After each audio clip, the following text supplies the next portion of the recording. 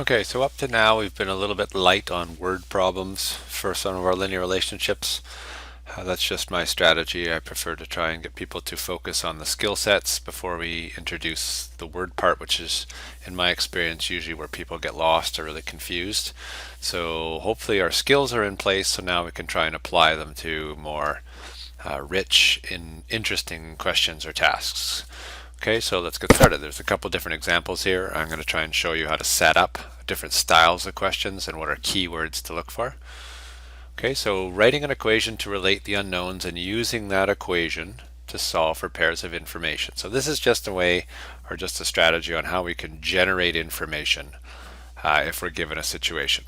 Okay, so David is a dog breeder and needs to construct two identical adjacent rectangular pens to contain the male and female puppies. He has 24 meters of fencing material available to him. So what are some possible configurations of the pens?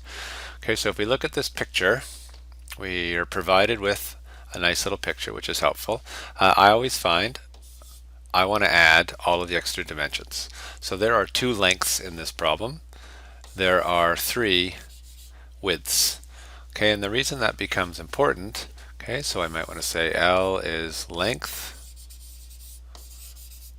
W is width, and again, the names aren't that important. You could call it height, you could call it a whole bunch of different things. They're just dimensions. But he has 24 meters of fencing he has to use all around this shape. So this total perimeter plus this piece of fence in the middle, all of that has to be 24 meters. So if we set this up, we know we have 3 W's plus 2 L's or lengths has to equal 24. So there's our equation, our relationship that ties our information together. There's no specific value we've been asked for. It's just asked for some possible configurations. So you have a choice. Now you can work with this equation the way it is, or you might want to rearrange it. It's completely up to you. So if I'm looking at this, I think I might just isolate length. So I'll subtract 3W from both sides and then divide both sides by 2.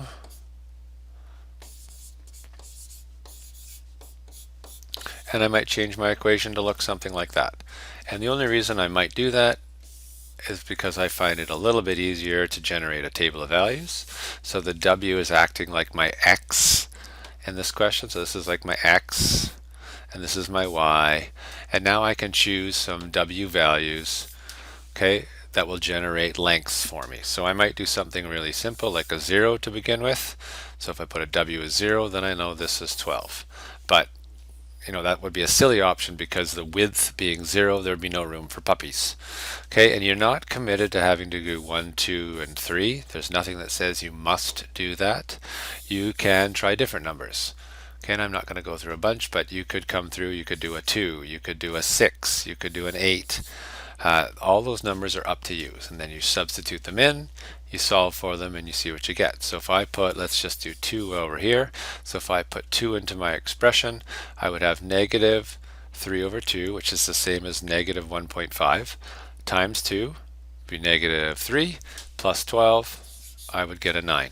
Okay, so what that would mean if I'm looking at just this case right now, and you can generate more if you wish, it would just mean that the widths are 2. So this is 2, 2, and 2. My lengths are 9 and 9. And if you total those up, 9 and 9 is 18, plus 2 is 20, 22, 24. That would be an acceptable pairing of information. And now you'd have to decide as the dog owner what size, shape, or how you want to store your puppies. Okay, finding the rate of change. Remember, rate of change is slope in a word problem. So we're looking for pairs of information. We're looking for the word per. We're looking for the word rate. Okay, those are keywords that are going to tell us what to do. Okay, so Julian's parents are hiring a caterer for his brother's graduation party. They found the advertisement to the right in the newspaper. They wonder what the cost per person would be if they used Fred's catering service. Okay, now there's a word in here that gives it away. Boom, right there. Per. per person. Okay, so that tells me right away I need to find a slope or a rate of change. Okay, so I'm going to go over to this little table here and I'm going to do a quick look at how these numbers are changing, and something's going to surprise you, and it's okay. We're flexible and we're powerful here. We can fight through this. So changing from 10 to 30, that's a change of 20. From 30 to 45 is a change of 15. And from 45 to 80 is a change of 35. So part of you might be saying, hey, this isn't linear. Hold on, let's take a look. If we look at the other side, from 250 to 650 is a change of 400. The next one's a change of 300. And then the last one is a change of 700. Okay, so when we look at those numbers, they're all different, and that's okay. But what I'm going to do, let's take the first pair right here. If I do my slope calculation with those two numbers, if I put 400 over 20, okay, and we'll put some units on that, so that's $400 over 20 people. If you divide that out, you get $20 per person. Okay, so let's go to the next one. If I take those numbers and I take $300 divided by 15 people, I get, oh, look at that, $20 per person. And then lastly, if I do the slope of $700 divided by 35 people, I still get the same $20 per person. So a lot of our examples up to this point have had constant values for how the x values changed, okay, and how the y values changed, but we can be flexible. We can look at pairs here, so how these two together work can give us our rate of change. So you can see this is definitely linear. The rate of change is $20 per person. So we have found the cost per person. Okay, next style of question, finding the equation of the relationship to solve the larger problem. So we've been finding equations already, so now we're just going to throw some words in there and try and hide some information. So Steve is paid $12 an hour. Okay, that's a rate. So there's my slope. That's really, really important. Next keyword, plus. Okay, so I'm going to have some sort of adding, and now flat fee. There's my y-intercept. Okay, so once we learn to read these, we can extract a lot of information pretty quickly. Okay, so he's paid that for working at the mall during the Christmas season.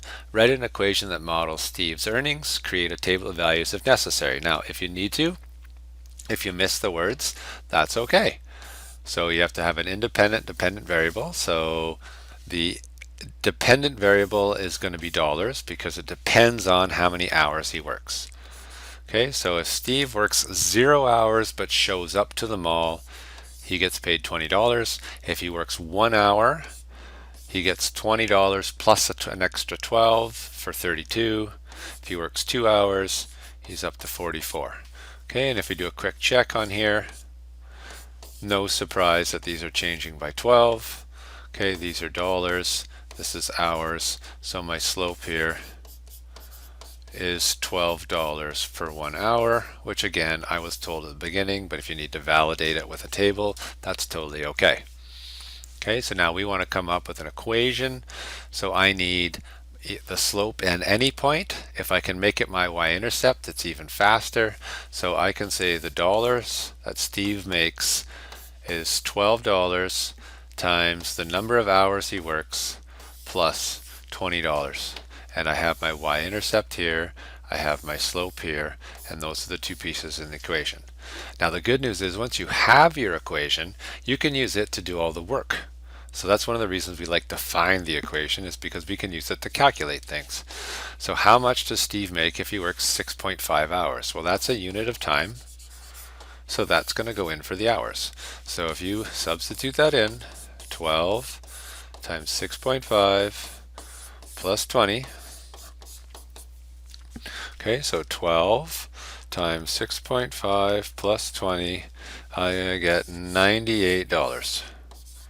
Okay, so he makes $98 when he works 6.5 hours. Okay, now his next one, this is a little different. Steve made $134 in one day.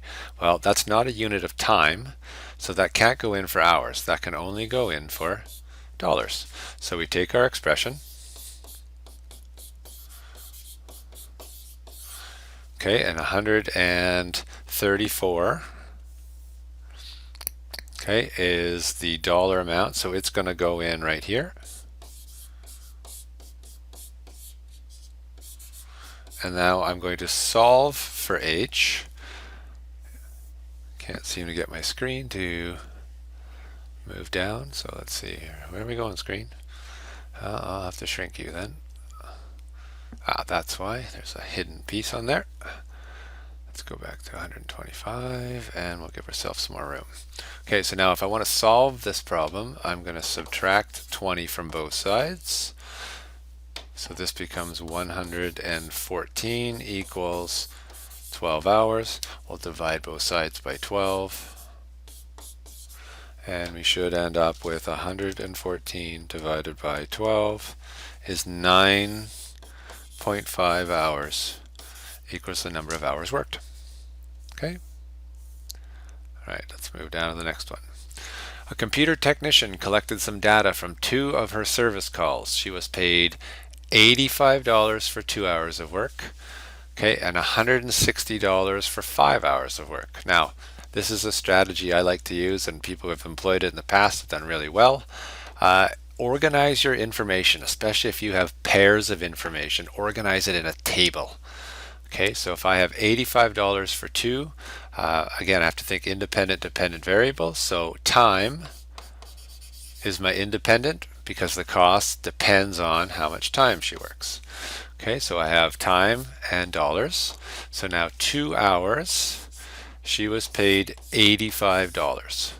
5 hours, she was paid $160. Okay, and the reason I like this is because now we can find how each of these values is changing. So this is changing by 3, this is changing by 75, and that's dollars. And we know that our slope or our rate of change can come from those numbers. So if we looked at our slope, our rate of change, it would be $75 divided by 3 hours. So she makes $25 an hour. Okay, now again, if we could figure out our equation, then we could just plug in the 12.25 hours and figure out what it costs. So I have the slope, I don't have my y-intercept, but here's what's really good. If I know this as $25 per hour, then I can work backwards. If that's 1 hour, this has to be 25, so this number here would have to be 60. I can work backwards again, getting to 0, which is where I want to get from my intercept. I work backwards with the 25 and I get 35 here. So now I have my y-intercept, I have my slope. I can bring those two things together to create an equation. 25 times time plus 35, and we want to know how much she makes for a 12.25 hour service call. So that's a unit of time. So we're going to substitute in 12.25 in for t.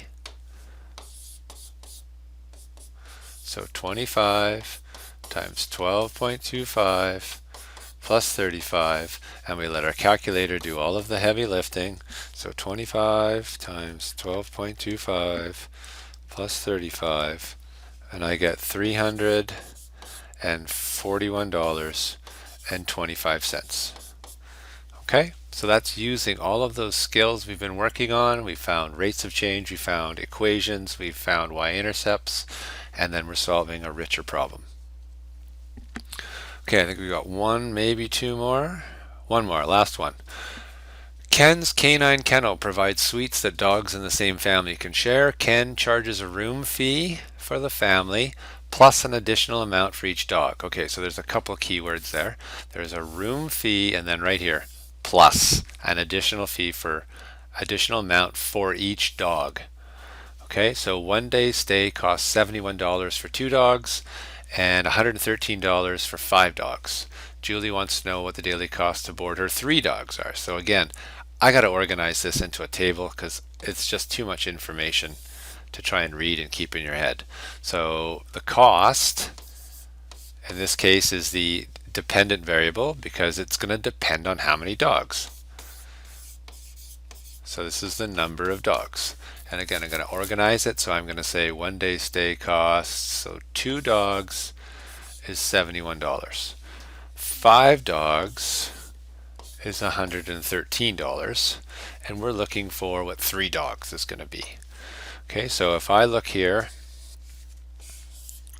I can figure out the rate of change. So I have a change of 3 dogs, and I have 113 minus 71, that's a change of 42. Okay, so my slope for this problem is $42 for every 3 dogs. Okay, but I want the unit rate on that, so I'm going to divide them out, and it becomes $14 per dog. Now, if we're really on the ball here, we go, well, if it's $14 per dog, and I know 2 dogs is $71, I don't actually have to go all the way and find the equation. I could work this back 1 to 0, and I could find the equation, substitute in 3, and come up with a number. Or I could say, well, if each dog is just $14, what if I put in, come on, a new entry? Then this would be $85. And we should find that it's $85 to board her 3 dogs. Cool. That's just having some flexibility in your thinking. If you want to work this problem backwards, you can. So if we went backwards, this would be 71 minus 4, 67. This would be 57. And then another 14 would come off, 57, 53, 43. So her equation would be 14 times the number of dogs plus 43. That's a 43, not a 93. We gotta fix that. That'll bug me. Thank you. Okay, and then we want 3 dogs. So if we put that in, we have 14 times 3 plus 43.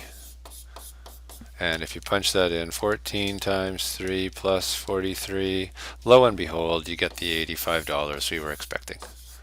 Okay, so no new skills. Everything there is stuff you've seen. It's just hidden now. Okay, so you got to be a little bit more open-minded and have a little bit more perseverance. These are not in one section. These are word problems from a couple of different sections. If you could try these, please. There's a good variety to try and figure out. Thanks for tuning in.